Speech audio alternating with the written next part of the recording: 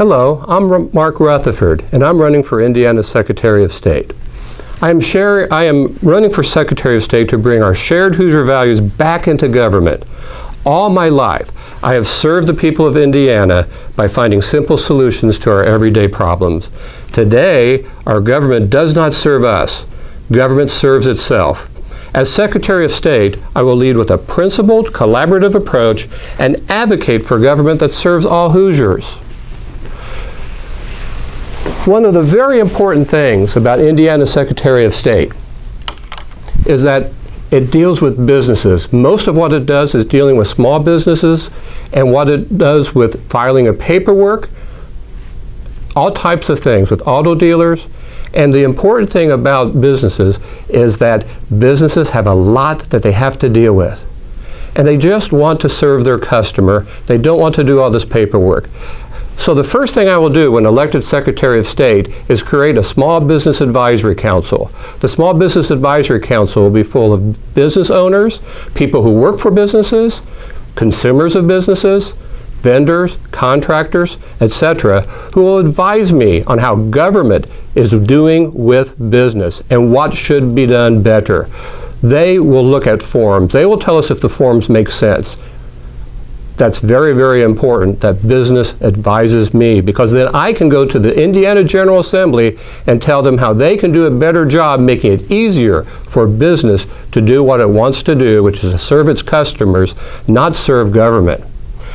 An important part of the Indiana Secretary of State's office is with election law. And one of those things is gerrymandering. Gerrymandering is where politicians form districts for their benefit, be too large, really long, and they put people in there that may not have no business being all together in a district. And what it is the politicians pick the voters for their district. It really should be the voters picking the politicians. So I will fight and continue the fight against gerrymandering so that we have fair districts to the voters, not districts for the politicians. Another thing about Indiana Secretary of State is that the Indiana Secretary of State is the Chief Securities Officer of Indiana. All securities for Indiana are the responsibility of the Indiana Secretary of State. But right now, small and medium-sized counties do not have the resources for its law enforcement, its prosecutors, to be able to effectively go after the people who go out and rip off smaller amounts. Now, to most people, $150,000, $200,000 may be a lifetime saving, but these people don't know how to do that. And I can help by being Indiana Secretary of State by creating an office that assists prosecutors and law enforcement to be able to do what bigger counties can do and have specialists do. And that is go after the con artists that are ripping people off. You don't want fraud, and that's a very important thing to do. On November 6th, I appreciate your vote for Secretary of State. I'm running on the Libertarian ticket.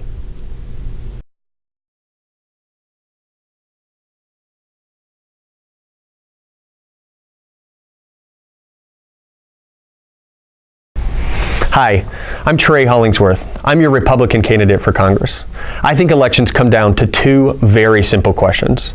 The first, what has Trey done for me in his first term? And the second, what will Trey do for me in his second term?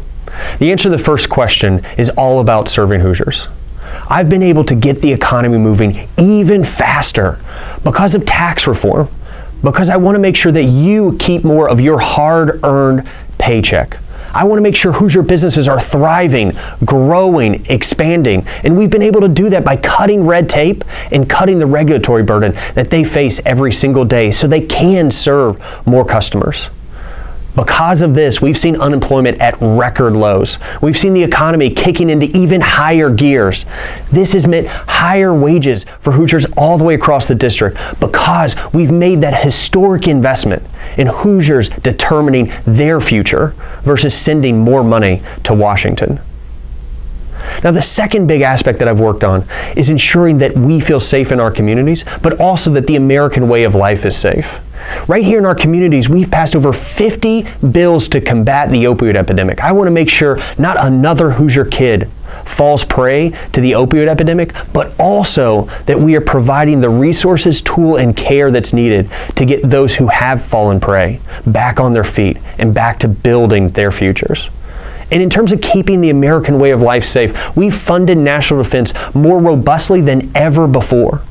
We've ensured that our troops never go into a fair fight, that they always have the tools and resources necessary to accomplish the increasingly dangerous missions around the world.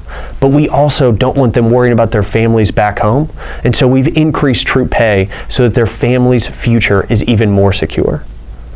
We've also been able to do a great amount of work helping individual Hoosiers and their families all the way across the district. Whether that's with a bill to eliminate the double standard for our law enforcement, or whether that's an amendment to the Farm Bill that addresses problems for black vultures for Hoosier farmers all the way across the district. It all starts with Hoosiers. That's exactly why I've made over 30,000 personal phone calls to Hoosiers over my term. It's exactly why I've done dozens of town halls, hundreds of roundtables, hundreds of in-person meetings to ensure that I'm listening and focused on serving Hoosiers first. Now, as for what will Trey do for me in his second term, I want to maintain our focus on changing a culture in Washington that hasn't worked for us in a long time, on making sure that we get better outcomes in Washington through term limits, through lobbying bans. I'm the biggest proponent for term limits in the House of Representatives. I'm on every single real term limits bill. I have authored my own bill because until we get term limits on members of Congress, we won't get back to representation that's focused on the people instead of on political careers. I've also authored the strictest lobbying ban in all of Congress. It says if you've ever been a member of Congress, you can never be a lobbyist. I don't want members of Congress using your tax dollars to build their future political careers. And lastly, we have to get focused on fixing our broken immigration system. Both legally and illegally, the systems are broken. I want everybody to be able to come to this country, to share in the abundance, to share in the opportunities, to create a better future for their family, but I want them to do that legally. And that starts with making sure that we stop illegal immigration, making sure that we defund sanctuary cities, and making sure we reform the legal immigration system so that we get better outcomes for Americans and those that want to be Americans. Now, this election is a choice between two very different views of the world, between two polar opposites. Democrats across the country are pushing for much higher taxes. My opponent talks about doubling income taxes, doubling taxes on every Hoosier business. I've cut taxes. Democrats across the country are pushing the Nancy Pelosi agenda, believing that they won't secure our borders. I want to secure our borders. I want to ensure we reform the legal immigration system. My opponent talks about $42 trillion in government giveaways. I want to cut the size of government so that you have a better future and you're in control of that future. Because of this service and because of the work every single day to advance the interests of Hoosiers, I've been endorsed by the Indiana Fraternal Order of Police. I've been endorsed by the Indiana Farm Bureau, by the Indiana Chamber of Commerce, by the Indiana National Federation of Independent Businesses, because they know that I want to serve Hoosiers and I want to continue to get you even better outcomes. I'm Trey Hollingsworth, and I'm your Republican candidate for Congress.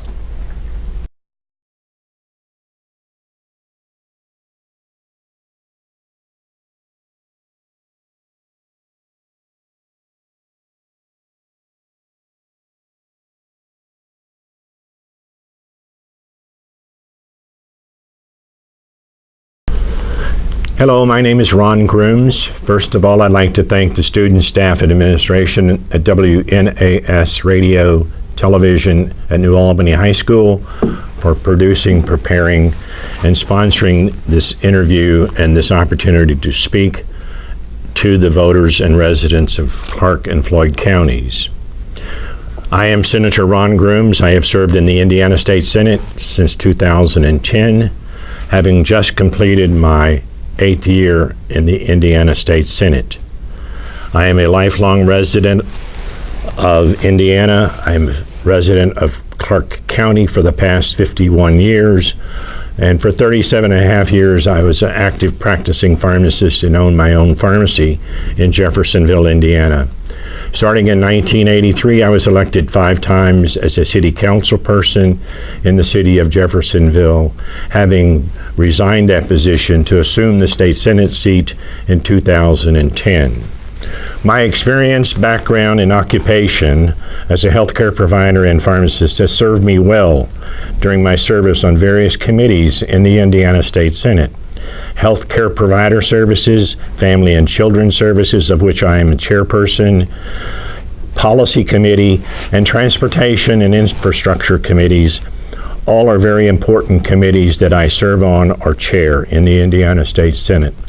They are responsible for many policies and procedures that dictate our everyday life and our communities as they continue to struggle with providing for various infrastructure needs and healthcare needs for the citizens of District 46. Indiana is a state that works. It works in many ways, and its citizens have a very strong work ethic.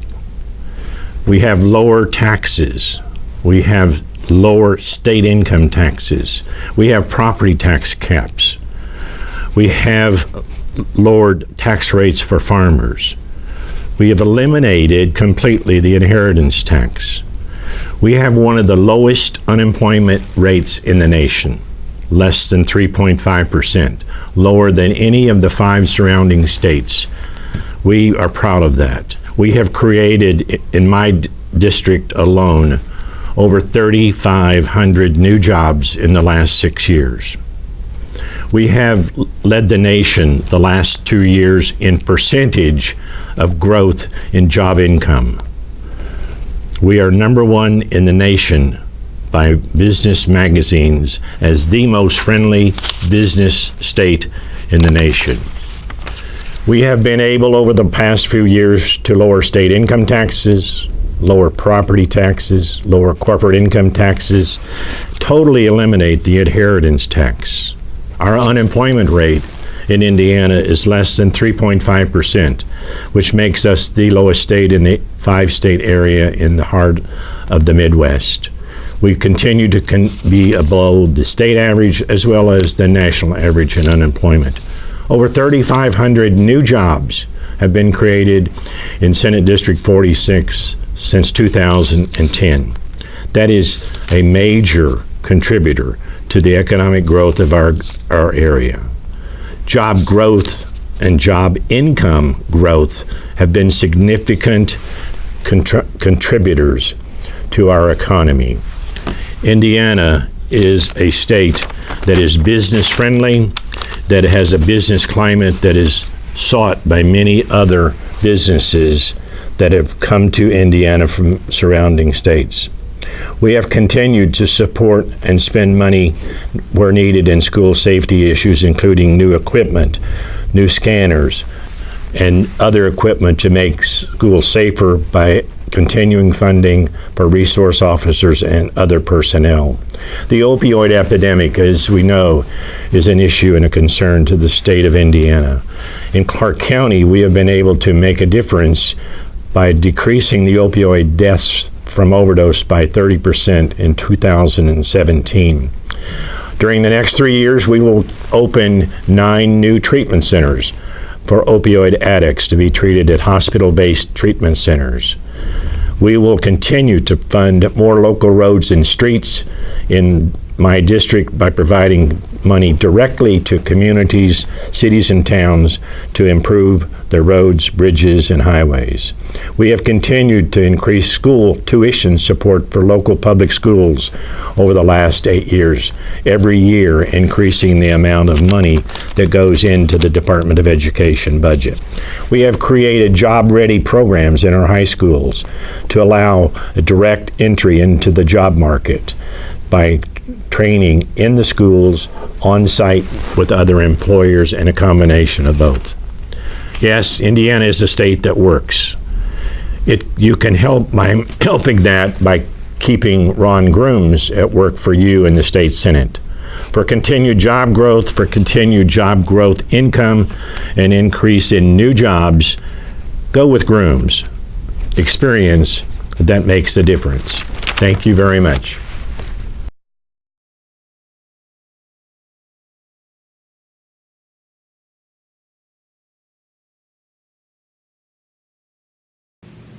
Hi, I'm Anna Murray, and I'm running for State Senate in District 46, which is all of Floyd County, Clarksville, and Jeffersonville Township. I'm a lawyer with a general practice over in Jeffersonville, Indiana. I've been practicing law for about 10 years, and I'm the president of the Clark County Bar Association. This is my first time running for office, and I decided that I didn't think the politicians that were in office were concerned enough about the issues that were most important to me, and that we needed more women in office, so I decided, why not me? And now I'm running for office. My platforms are to strengthen the economy by focusing on our people, by making sure that our minimum wage is a living wage, and supporting our unions. For our opioid crisis, I don't think that we can just arrest it away, but we need to offer long-term rehabilitation, mental health care, and medication-assisted treatment to help people overcome their addictions. For education, I want to make sure we pay our teachers enough, expand early education programs like pre-K, and also move away from the heavy importance that we place on standardized testing. I also want to protect voters' rights by eliminating gerrymandering with an independent redistricting commission. And finally, legalize medical cannabis, especially for veterans with PTSD, chemo patients, and there are many others that can benefit from that as well. Again, my name is Anna Murray, and you can find more information about me online at annaforindiana.com, and I'm also on Facebook. So thank you so much, and have a great day.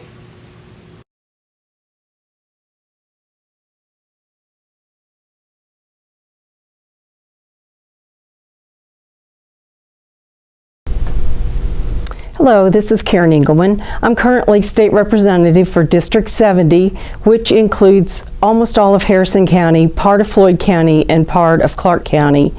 I am married to Gary Engelman, and we live on a farm near Georgetown, Indiana.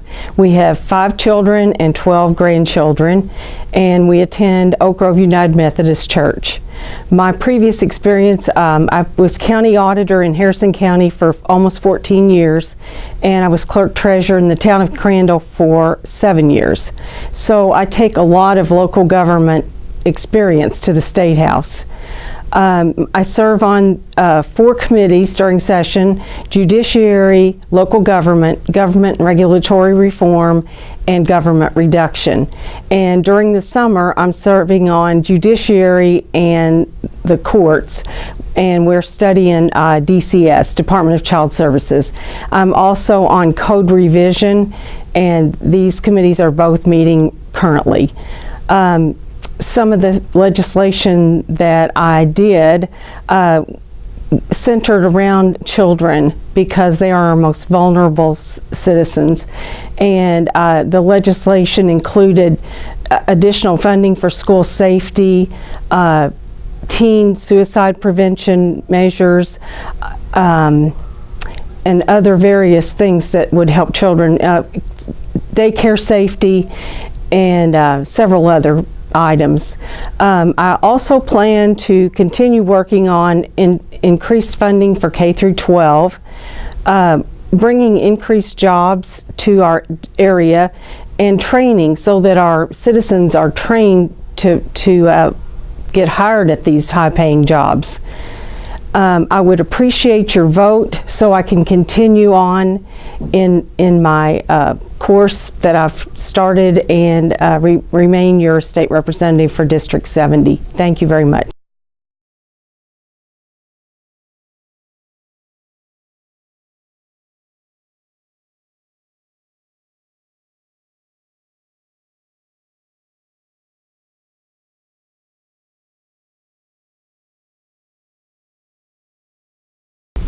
My name is Ed Clear, and I am proud to represent House District 72 in the Indiana General Assembly. Thank you for allowing me the honor and privilege of serving as your voice in Indianapolis. I am running for re-election, and I am asking for your vote on November 6th, so that I may continue to be a strong, independent representative of our community and a leader on difficult issues. To keep Indiana moving forward, Democrats and Republicans must work together. In addition to experience, I have a proven record of bipartisanship, and I will continue to work to bring people together to solve problems and pursue opportunities. I would like to illustrate my approach to bipartisanship and problem solving with two examples from this year's legislative session. First, I championed taxpayer-friendly legislation to allow Floyd County government to establish a foundation for investing proceeds from the sale of Floyd Memorial Hospital. The legislation gives county elected officials new tools for saving and managing the money for the future of our community. I worked with local officials from both parties to ensure the legislation reflected what they wanted while also protecting taxpayers, and I successfully navigated a difficult legislative landscape. Second, I continue to work on health issues, and one of my biggest legislative accomplishments this year was the passage of House Enrolled Act 1317, which contained a number of important provisions. HEA 1317 required the state to study reimbursement rates for early intervention services for infants and toddlers with disabilities or developmental delays. Rate cuts have resulted in a loss of providers and therapists. In our area, Rauch Incorporated is an early intervention provider, and this is a top issue for Rauch. The study directed by my legislation has been completed and will be used in the upcoming budget session to make a case for better rates. HEA 1317 also protects area agencies on aging, including Lifespan, which serves our area, from abrupt changes that could affect their ability to provide services, and expands their ability to use existing funds to help move people with disabilities out of nursing homes and group homes if a less restrictive setting is appropriate for the individual. My legislation also prohibits health insurance gag clauses that prevent pharmacists from informing patients about cheaper prescription alternatives, such as generic medications. In addition, it lifts a state ban that prevented people convicted of certain drug offenses from receiving Supplemental Nutrition Assistance Program, or SNAP benefits, which used to be known as food stamps, after completing all sentence requirements. Previously, for example, someone convicted of a violent crime could receive assistance, but a person convicted of felony drug possession could not. This will help recovering drug users re-enter society and the workforce. Finally, HEA 1317 called for a study of whether Indiana should join other states that allow a nurse to be licensed in one state and work in another state without having to obtain a separate license. Kentucky already allows this. This issue was brought to me by Hosperis Health, which is one of many organizations that would benefit from the resulting flexibility and cost savings. The study has occurred, support is growing, and I am planning to introduce the necessary legislation next session. As always, bipartisanship was one of my top priorities, and even though it contained several difficult issues, HEA 1317 was strongly bipartisan. I hope these examples have helped illustrate how I represent you. If you have a question or would like to discuss an issue or an idea or need help dealing with state government, feel free to call or email me. My cell phone number is 812-987-4333. That's 812-987-4333. And my email address is edclear@gmail.com. edcleare@gmail.com. Again, thank you for giving me the opportunity to serve. I would appreciate your vote on November 6th. Together, we will continue to build a better state and a brighter future.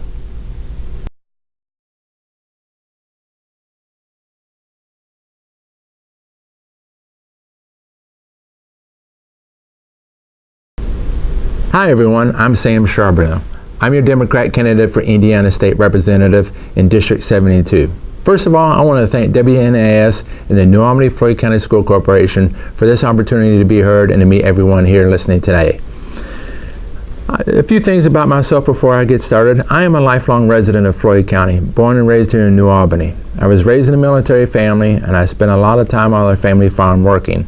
So I've developed a hard work ethic and learned that giving back to the community is a priority. Now, I graduated from New Albany High School and I'm a first generation college student and graduated from Indiana State University. I've currently volunteered for Dogs for Dads here at New Albany High School, which I've been doing for the past 8 to 10 years now, and it's extremely fun, and I get to meet the teachers and students here at New Albany High School. In addition to that, I've been a volunteer for coaching New Albany Little League, as well as serving on the New Albany Little League board. In addition to that, my past volunteer experience includes sitting on the Head Start Policy Board, as well as Our Place Drug and Alcohol Program. My work experience includes 16 years of working for the Department of Child Services. And in working for the Department of Child Services, one of the things that I've learned is team building and being a vital team player. I have to build a team and become solutions focused in families who are struggling with certain issues to get them to a positive solution and provide temporary assistance. And it's vital that I use this team player experience and my skill sets working with the Department of Child Services and in Indianapolis working for Indiana State Government. In addition to that, I was a residential director of Providence House for Children for 4 years. And out there, I worked for Providence Self-Sufficiency Ministries while I learned how to budget money, create new programs, innovative programs that put families back together, and learn that every penny is spent wisely towards the people. Now, getting to the priorities of why I'm running. There are major differences between my opponent and I believe in the last 10 years it's now time for a change of leadership. One of those major differences that I like to talk about is supporting public education. One of those things in public education is I would like to support an independent feasibility study to make sure that the money being allocated for public funding is being allocated the proper way and the correct way towards schools, teachers, and students in public education. Another thing I want to talk about is supporting and recognizing public educators and educational professional support specialists and making sure they're recognized and being compensated for what they're being taught and how they're working so hard and all the free overtime that they're giving. I also want to talk about safe environments in schools. I believe every school in Floyd County and every school in Indiana needs to have a mental health professional to help treat those children dealing with traumas, to alleviate the pressures given to teachers with those children, and of course do vital trauma assessments on all children who are identified. In addition to that, another major difference between the opponent and I is increasing the minimum wage. We know in Indiana, voters, residents, and taxpayers are asked every year to increase their taxpayers. We pay additional gas tax, we pay property tax, our college tuition increases, our rent increases, the tolling across the bridge increases, our vehicle registration taxes increases. But the one thing that has not increased is our minimum wage in Indiana. And our state needs to start investing in Hoosiers. The third major difference I want to talk about today is our prevention programs. And how are we dealing with the current opiate addiction? Did you know that the economic damages to Indiana alone was $47 billion as a result of the opiate addiction and the crisis that we're currently facing? 600% increase in foster care since 2003. In addition to that, $70 million are spent in incarceration for people who suffer from addiction and drug abuse. We do have a comprehensive plan, and we need to follow those recommendations of the comprehensive plan and the blueprint to address opiate addiction. That being said, the focus I want to be is on prevention in schools. We need to prevent addiction and drug abuse to our next generation, and we need to spend it wisely. A few other things I want to talk about is bringing politics, bringing government back to local government, making it smaller. One of those things I want to talk about is allowing towns and cities to increase the minimum wage. Right now, the state determines a minimum wage. Our local governments and our local policies can increase minimum wage, and I think it's very positive and supportive that we do that. A few other things I want to talk about is that Indiana is the third largest in gender pay gap in the nation. I mean, we have a more significant pay gap, even especially amongst black women. We don't need to be a state known to be the third largest for gender pay gap. We need equality in our gender pay. The last thing I want to talk about is partnering with organized labor and supporting the LGBTQ community and making sure that we have hate crime laws and we're supporting our unions. My name is Sam Charbonneau. I'm a candidate. I want you to know that we are a state that works and we need to become a state that cares. Thank you very much.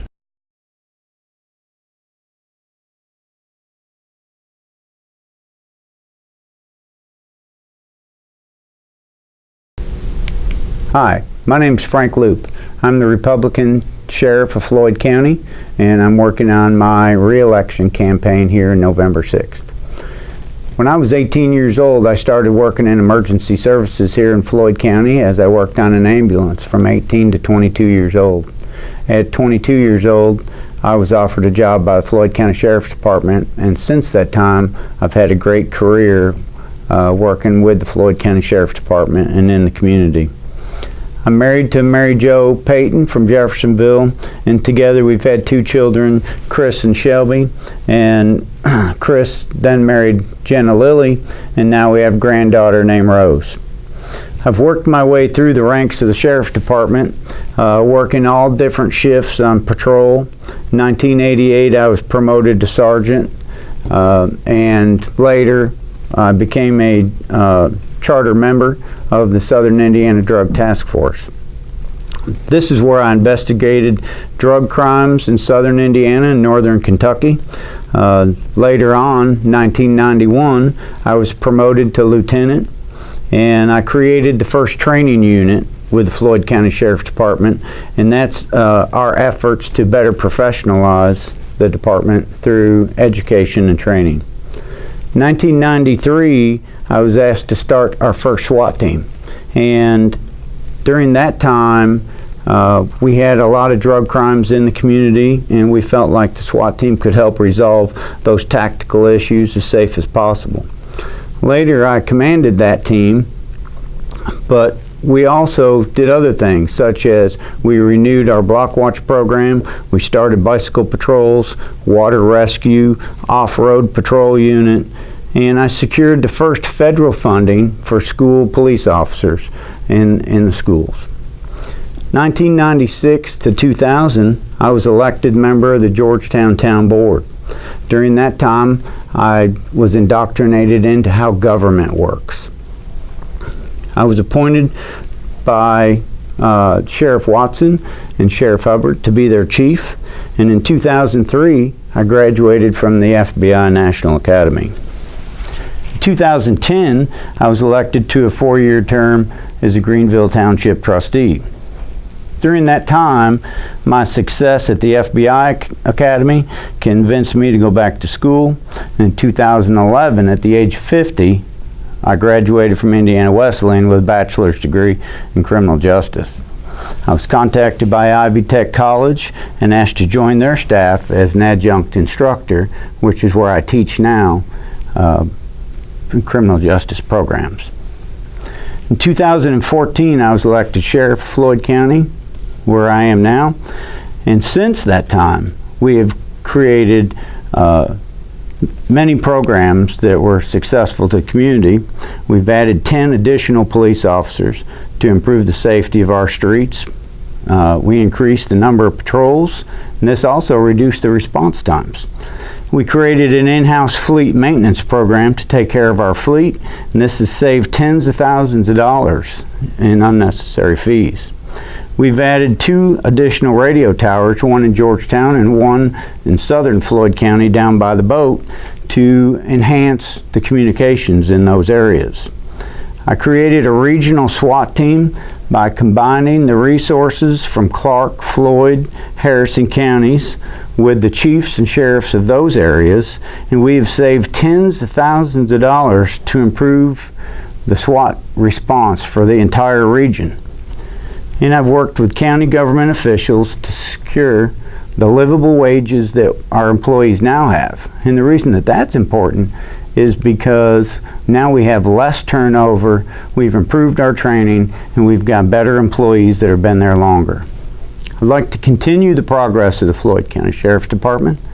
and I ask you humbly for your vote come November 6th.